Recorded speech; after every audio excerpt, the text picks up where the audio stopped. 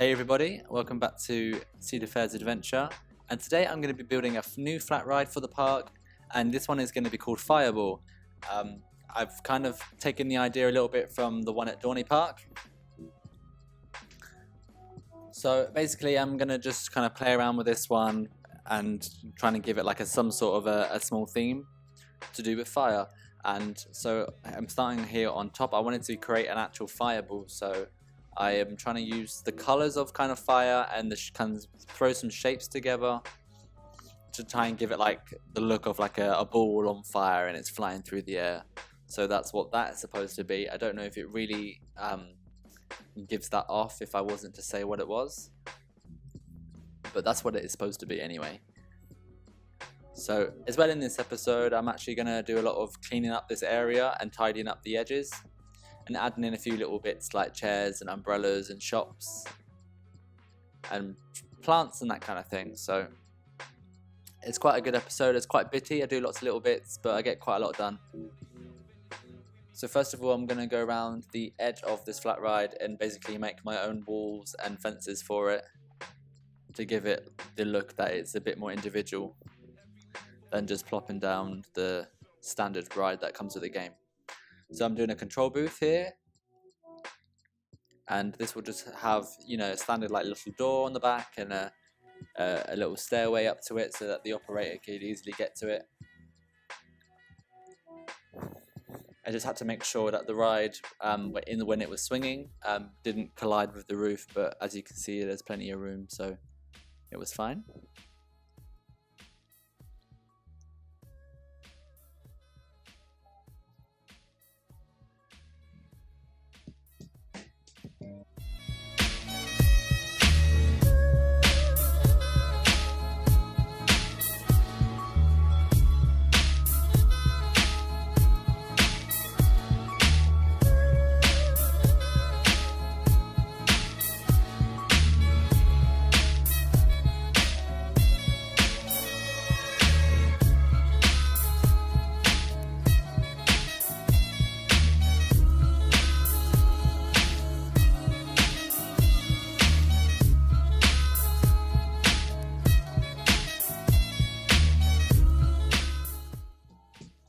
So I just did a bit of path tidying up there, and now I'm just going to go and build a quick stall. This is a bubble tea stall. I don't think I've actually built a bubble tea stall yet in this park. So this is just a real simple 1 square booth, and I'm just going to make it look a bit fancy by dressing it up with a few little bits of wall pieces and flags, etc. And I think the area of this park is actually missing like a seating area where people could sit down and rest. So I'm going to try and include that along with this bubble tea thing, so maybe you can grab a bubble tea and then sit down around this flat ride here.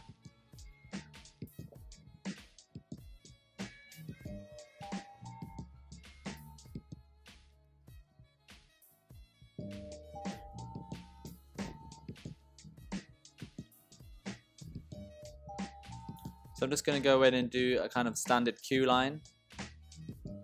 Make an entrance for it with some canopies over the queue. I've just kind of tried to divide up the main path with the fences to try and give it the illusion of a snake zigzag queue line.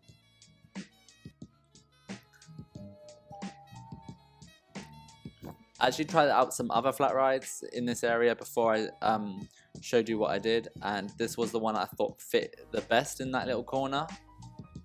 I think I put down an Enterprise there or something, and this wasn't quite the right shape, and I think actually the fireball looks the best. Originally I wanted to have like a frisbee, you know, the big swinging pendulum rides, and there isn't one in the game unfortunately, so that might be quite something, that could be something quite good in the future if they could add one in.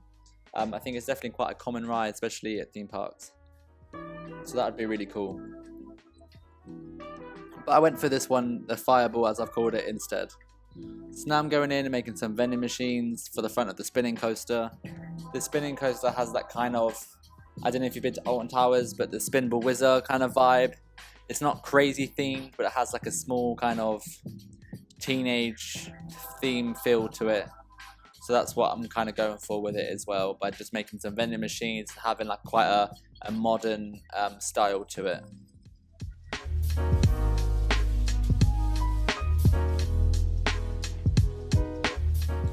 So at the end of the ride, when you come out the exit, I'm just going to build a little, basically I wanted this to be like a photo booth where you could view your on-ride photo and also pick up some snacks or something. So I'm doing that as well on this side where the exit is. I'm copying the style of the previous 2 vending machines that I just built.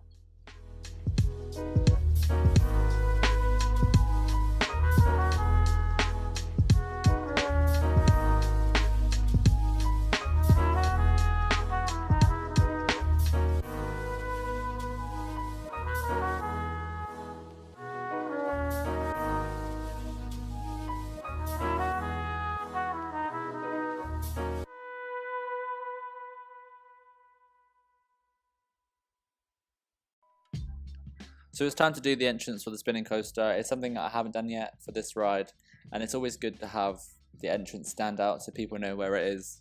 So I'm quickly just doing that for that roller coaster. I did actually do one for the splashdown that I did in the last episode, but I forgot to press record, so that's why I didn't show you that one last time, but I did do that one. So I'm just outlining my paths to make them stand out.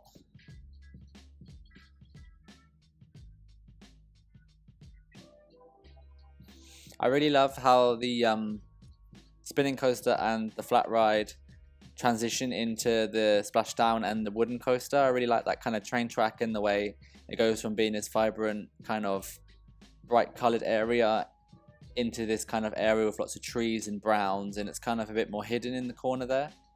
I didn't do it on purpose, it's just something that happened as I was building, and I'm really happy with how that turned out.